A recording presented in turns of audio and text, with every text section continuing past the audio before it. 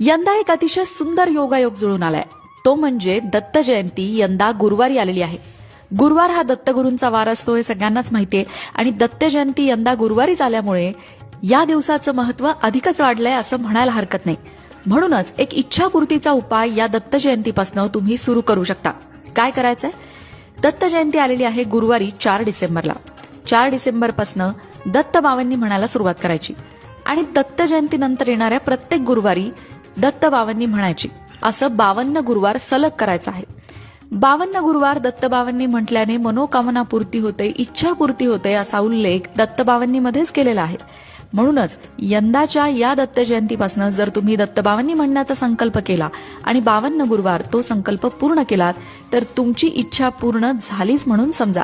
मग यंदा गुरुवारी दत्त जयंती आली आहे, त्याचा लाभ तुम्ही सुद्धा नक्की घ्या आणि कमेंट बॉक्समध्ये जय श्री गुरुदत्त लिहायला विसरू नका.